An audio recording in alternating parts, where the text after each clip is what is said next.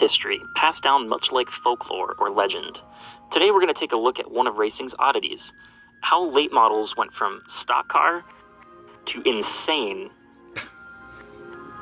and then back to weird.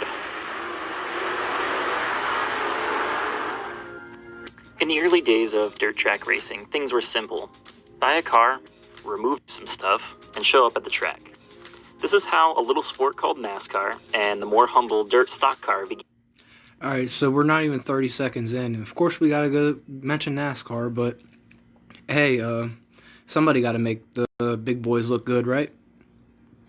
In 1948, a group of people in Daytona Beach decided to create a new series. Instead of racing older cars modified for racing, they would race newly released or late model stock cars.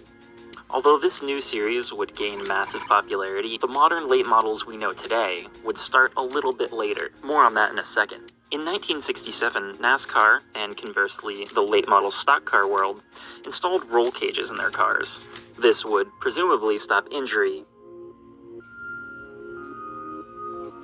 By mid-1970, racers started realizing, oh my gosh, we are spending a lot of money on new cars every year. Why don't we go buy junkyard bodies or fiberglass ones and put them on top of our roll cages and chassis that we already have?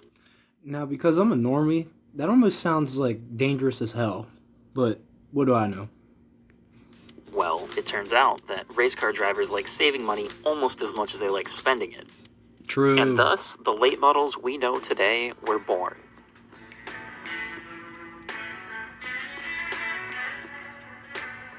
Jeez. But Joe, I hear you say, these cars still look like stock cars. They don't look anything like what we have today. Well, hold your horses, because we've got some insanity to go through before we get there. The date is now 1979. Now I know people look at that picture and are probably like, what in the world's going on? You'll see. It gets weirder. Legendary promoters, such as Earl Baltus, have developed huge money races for these dirt late models. Simultaneously, dirt racers are realizing downforce exists. Spoilers started appearing on dirt late models. It turns out the speed and low grip of the dirt racing surface meant that bigger was better. In fact, much bigger was much better. And people began measuring spoilers in feet instead of inches. This is the perfect example of the trickle-down effect from the engineering and aerodynamics done at Formula One, IndyCar, and sports car racing. Around this time, the promoters of pavement racetracks saw trouble ahead. They decided to make new rules for pavement late model racing. Until this point, dirt late model racers... And seeing these things, they look almost like street stocks, how they look nowadays, like the old Camaros and stuff, with them big old wide tires. could take their dirt car from a Saturday night and race it on the local paved track on Sunday. These rules, along with technical disparity, put a stop to that. That's wild. Like, I didn't realize it was, like, that much, like, crossed over from one racing division to another. That's insane to me. But, I don't know, it makes sense, though, because the cars back then, they all look pretty similar and stuff, but I'm sure they had their own advantages.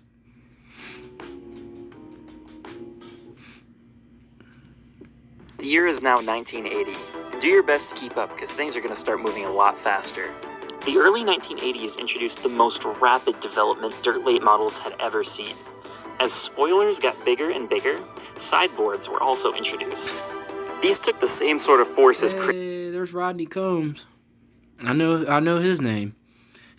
He was one of the... he was a hell of a race car driver back in the day around here, that's for sure. But yeah, he's totally right with what he's saying here. Now, like I said, I'm normie as hell. I'm not that smart with stuff. I mean, but back then you could tell as time went on, like from literally 1980 on, like the cars just got more insane and more insane by the year. By the spoiler and put them on the left side as well. And as was true with the spoiler, bigger meant better. As this development continued in 1981, a new outside factor would come into play in 1982. The price of aluminum dropped rapidly. So while 1981 had many late models that had fiberglass or steel Camaro bodies and huge spoilers, 1982 and 1983 saw teams building their own bodies out of aluminum. At first, this was a huge savings for dirt racers, as buying lightweight aluminum sheets was far cheaper than fiberglass or steel Camaro bodies. Now that teams were designing their own bodies, their imaginations ran wild. Lap time started decreasing rapidly. Now hang on here.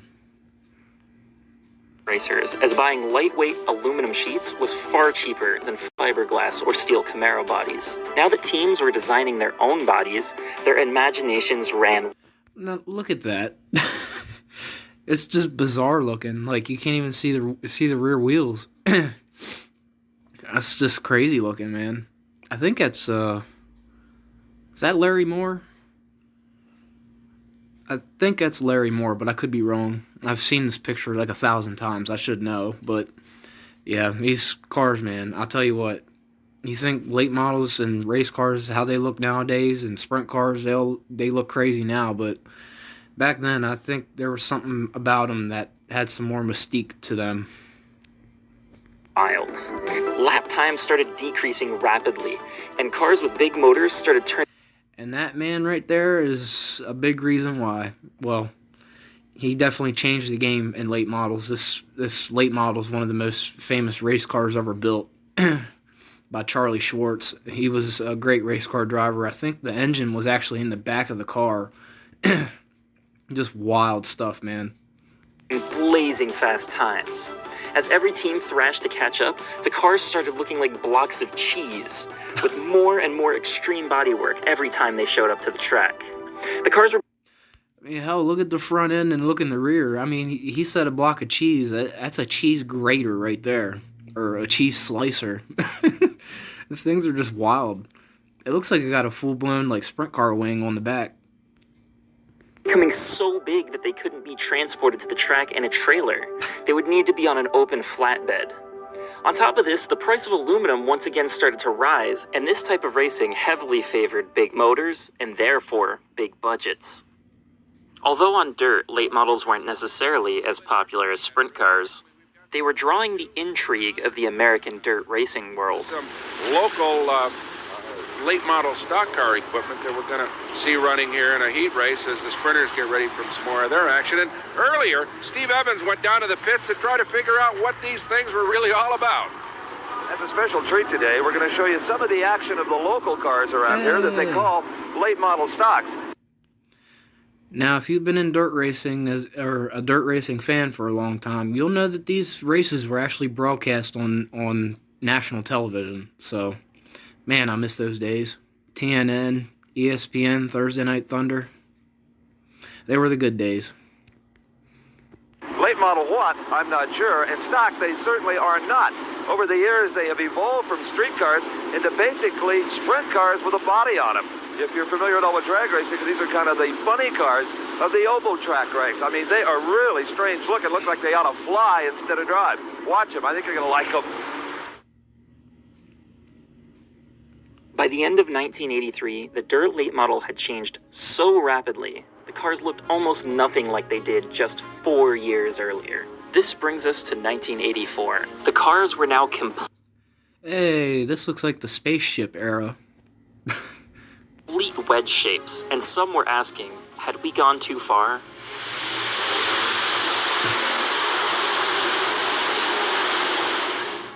Since these bulky cars were chewing through aluminum, tires, and motors, And the racetrack, probably. backbone of the sport, the small teams couldn't keep up, so they started backing out. The dirt late model was almost a victim of its own ingenuity. Now, you seen that car on there on the screen? It didn't have no top on it. Well, when we go to the races nowadays, the late models of today, when they race, they have topless races, and that's what they mean by topless. It just has the driver exposed, and the roll cage is also exposed. So it's pretty neat. Robert Smalley with the NDRA, that's National Dirt Racing Association, created a rules package to curb the growing bodies. At around the same time, Bob Memmer started the UMP, or United Midwest Promoters, and met with many manufacturers and track promoters to create a similar rules package. With a limit to the size of the spoiler and absolutely no wedge shape to the bodywork allowed, and also no sideboards allowed, the modern dirt late model was born. Many tracks, with some exceptions, switched to this new rules package. And from what I can tell, it seemed like a hit. In 1986, just 2 short years later, over 200 cars entered the biggest dirt late model race of the year, the World 100. Gotta wait for the siren to pass.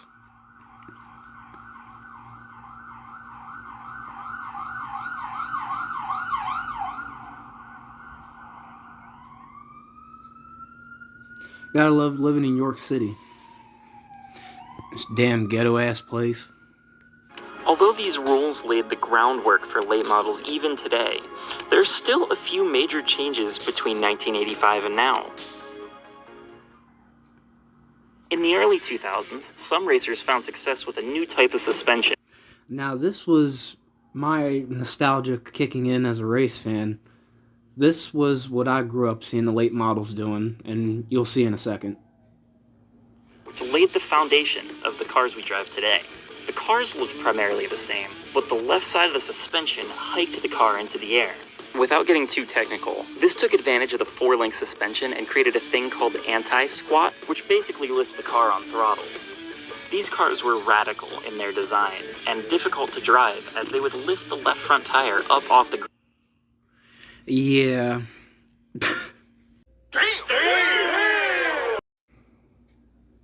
Just something else, man. I'll tell you what. That's my nostalgia for what I grew up with. I've seen this a lot, especially, like, because when I seen super late models race, I saw them at Hagerstown. So when the track would get rubbered up, it would really get quick, and it was always something to see. To drive, as they would lift the left front tire up off the ground, and it was hard to see the racetrack. Although these original cars were pretty crude, racers proved once again, if you give them a box to fit inside the rules, they'll just tilt the whole damn box if it gives them an advantage.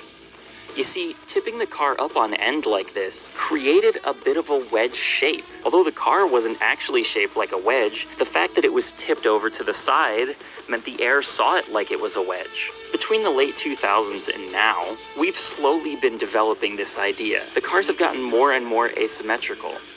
You might ask, why jack the left side of the car up and not the right side too?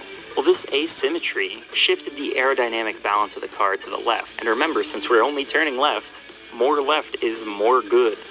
As rules have developed around the height of the left rear of the car, crafty teams have raised the right front to push the left rear down when the car's sitting at ride height.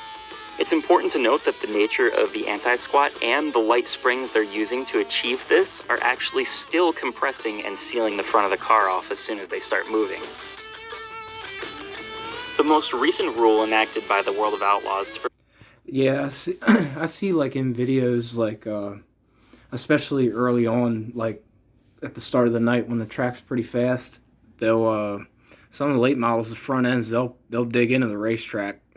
So, yeah, it's definitely something they got to watch when they, because of the way that they are, because of that, you know, it's something else. prevent cars from jacking way up into the sky is the droop rule, which is an attempt to limit the travel of the left rear corner of the car. So what would have happened if the magical days of insanity from 1983 continued on? What would the cars look like? Fortunately, we don't actually have to ask this question. They'd look something like this.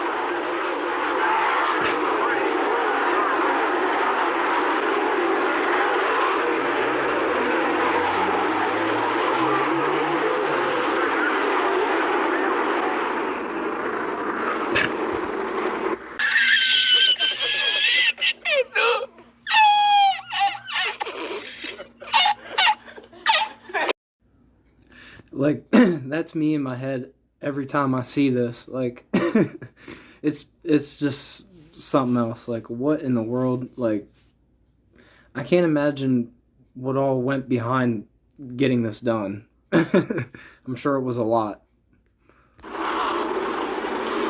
Although these cars are fascinating to look at, and they're undoubtedly fast, I personally believe that cars with 12-foot tall boards strapped to them wouldn't have taken off quite as fast as the dirt late model has. If you like this video, I would recommend checking out the rest of my channel as I chronicle my life as a dirt late model driver. From the Jersey Shore, Pennsylvania, this is Joe Lusk in the Aussie Race Park Schwartz chassis with a JSR 340 cubic inch Chev. Lusk goes second quick. So yeah, that's pretty much it. By the way, I never realized Joe actually competed in Australia down there. I wonder when that was. But yeah, that's it for this video. I just wanted you guys to check this out and check out some of the history behind the late models that I catch on video for you once in a while. So yeah, thanks to Joe for letting me react to the video. It's a great video. Just some of the stuff from back then just amazes me. I have to dig them out, or I don't know. I have them on old social medias too, but I have pictures of Jim McBee, or whatever my mom does. She has pictures of Jim McBee's car, and back then it had that spaceship look to it, and with all that plastic and fiberglass and stuff. So it's just interesting seeing the changes. And even the last 10 years, they've changed so much. So I'm sure in the next 10 to 15, 20 years, they'll be different. So, but yeah, I just wanted y'all to check this out. And I'll see y'all in the next video. Keep dirting your beer. Peace.